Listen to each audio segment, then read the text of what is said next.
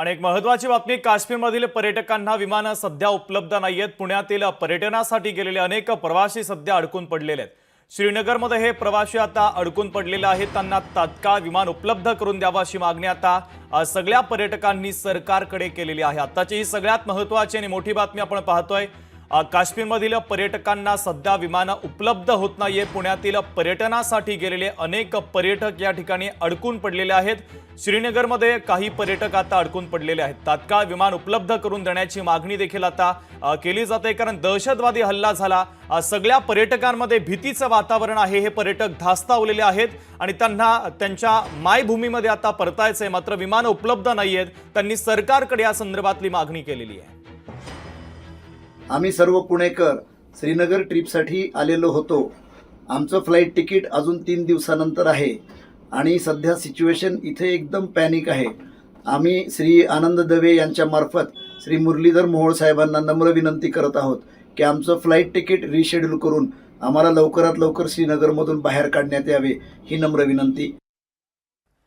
तर पुण्यातील पर्यटनासाठी गेलेले अनेक पर्यटक अडकलेले आहेत। या पर्यटकांची प्रतिक्रिया देखील लोकशाही मराठीने तुम्हाला दाखवलेली आहे आणि हे पर्यटक कुटुंब देखील थोड्याच वेळात लोकशाही मराठी सोबत जोडलं जात आहे।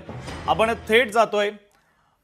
काश्मीरमध्ये अडकलेले हे कुटुंब आहे, पुण्यातील हे सगळे पर्यटक आहे। स्वागत आहे लोकशाही मराठीमध्ये तुमचं। सगळ्यात महत्त्वाचं म्हणजे तुम्ही कुठं आहात, जिथं आहात तिथं सुखरूप आहात का? स्थानिक प्रशासन तुम्हाला मदत करतंय का? महाराष्ट्र सरकार सोबत तुमचा काही संपर्क झालेला आहे का? तुम्ही सध्या सुखरूप आहात का?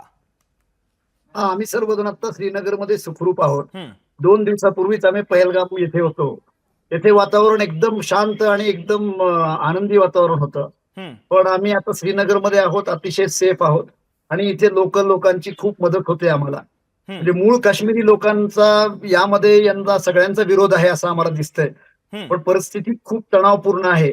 आता या क्षणाला आम्ही ज्या हॉटेलमध्ये राहतोय त्या हॉटेलचा जो रस्ता अगदी पूर्ण वाहता रस्ता होता, त्या रस्त्यावर एकदम सामसूम झालेली आहे आणि आता आमचं तिकीट हे साधारण 3 दिवसानंतरचं आहे।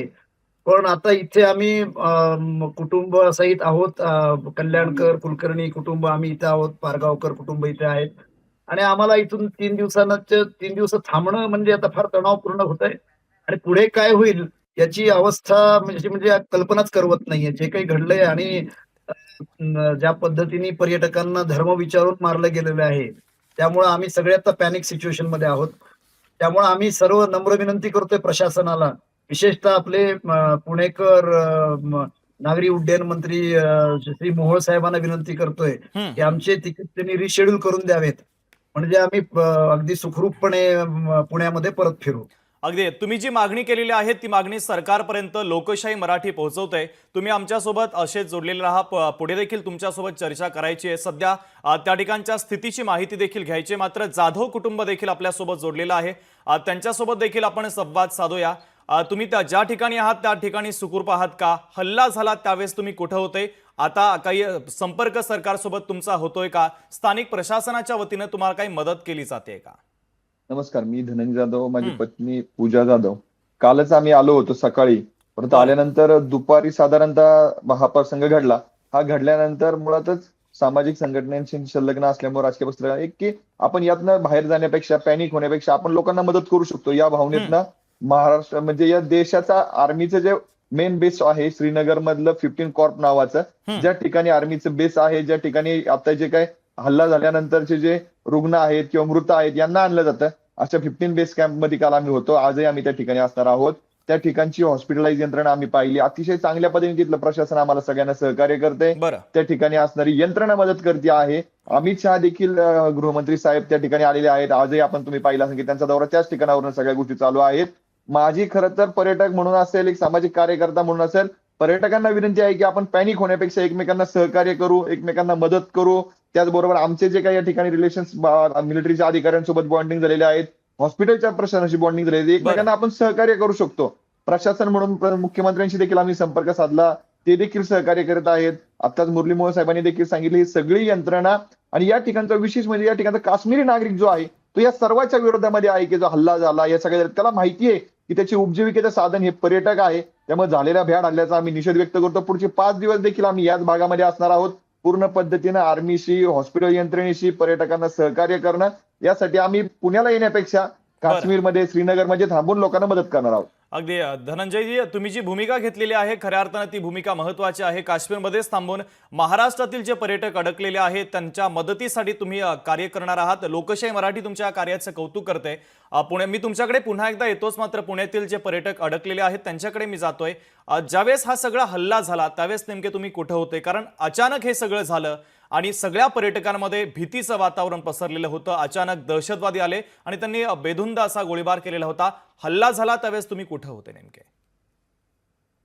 आम्ही हल्ला झाला तेव्हा आम्ही श्रीनगरमध्येच होतो. बरं. पण त्या अगोदर 2 दिवस आम्ही पहलगामला होतो. तिथं आणि ज्या ठिकाणी हे घडलं, ज्याला मिनी स्वित्झर्लंड असं म्हणलं जातं, तिथे आम्ही सर्वजण होतो 2 दिवसापूर्वी. वातावरण अतिशय आनंदी होतं आणि स्थानिक लोकांना सुद्धा पर्यटक येत आहेत याचा आनंद होता आणि त्यांना त्यांचं भविष्य दिसत होतं की आता यापुढे त्यांच्याकडे जे काही म्हणजे प्रॉब्लेम्स आहेत ते प्रॉब्लेम सगळे सॉल्व्ह होतील. आम्ही पण खूप आनंदी होतो. पण एक गोष्ट इथं प्रकर्षाने जाणवली की एवढा दुर्गम भाग होता, त्या दुर्गम भागामध्ये कुठल्याही परिस्थिती, कुठल्याही प्रकारची सेक्युरिटी मात्र तिथे अवेलेबल नव्हती. आणि अगदी हाच महत्वाचा मुद्दा आहे. हाच महत्वाचा मुद्दा आहे. ज्या ठिकाणी दररोज हजारो पर्यटक भेट देतात त्या ठिकाणी सुरक्षा जवान एकही तैनात नव्हता. तुम्ही 2 दिवसांपूर्वी त्या ठिकाणी होते. परिस्थिती काय होती? एकही पोलीस तुम्हाला त्या टेकडीवर जाताना किंवा आजूबाजूच्या परिसरामध्ये दिसले नाहीत? लष्कराचे जवान दिसले नाहीत का? नाही, आमचे हे लोक सांगतील तुम्हाला कोणीही टेकडीवर नव्हतं. इव्हन जे पठार आहे, अतिशय सुंदर असं जे पठार आहे मिनी स्वित्झर्लंडचं, त्याच्या त्या पूर्ण एरियामध्ये एकही सुरक्षा जवान आम्हाला दिसलेला नव्हता तिथे.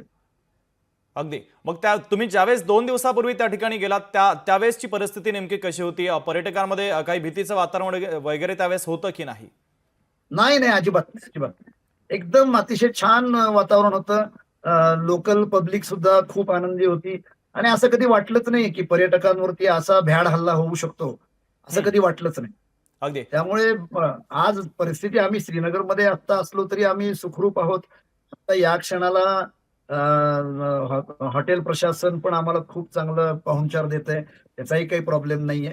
फक्त विषय असा आहे की पुढे काय घडेल याची एक थोडीशी सुप्त भीती मनात असते. अगदी. आणि आमचे कुठले संपर्क कुणाशी नसल्यामुळे आम्ही फक्त हे तिकीट रिशेड्यूल करण्याचा प्रयत्न करतोय. अगदी. मी तुमच्याकडे पुन्हा एकदा येतोच. धनंजय जाधवांकडे जातोय. धनंजयजी, तुम्ही ज्यावेळेस काश्मीरमध्ये फिरत होता, असं काही होईल याची भीती मनामध्ये होती का?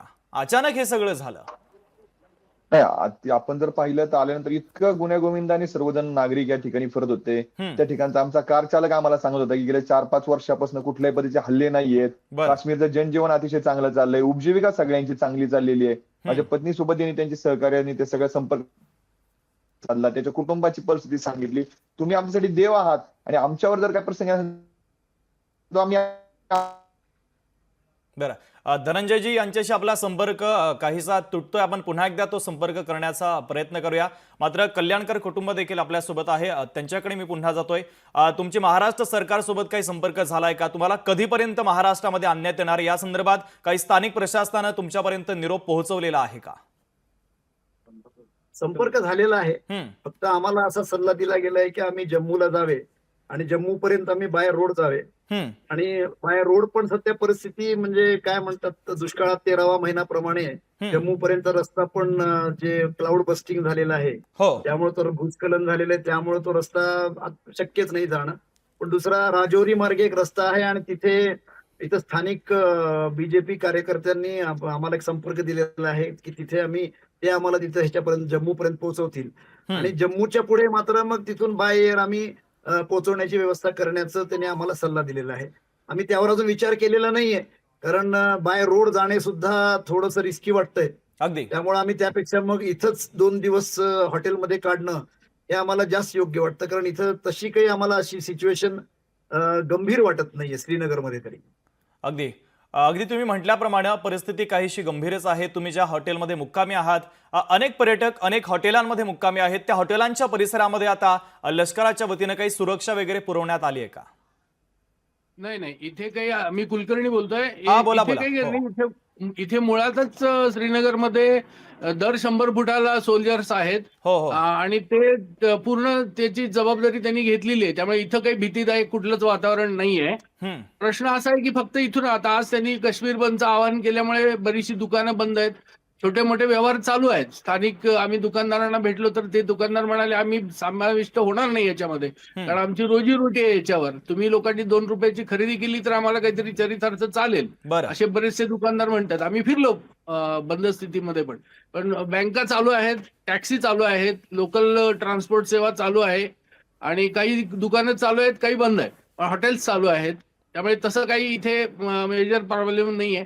फक्त प्रश्न असा आहे की आता इथून बाहेर कसं पडायचं, का 2 दिवस वाट बघायची, याच्यावर आता आम्ही विचार करत आहोत. आता तरी आमच्या पुढे दुसरा पर्याय नाहीये की 2 दिवसाचं जे नंतरचं आमचं फ्लाईट आहे तेच पकडणं. पण जर आता लवकरात लवकर रिशेड्यूल झालं तर आम्हाला खूप बरं वाटेल. लोकशाही मराठी ऐका, पहा, जागरूक रहा.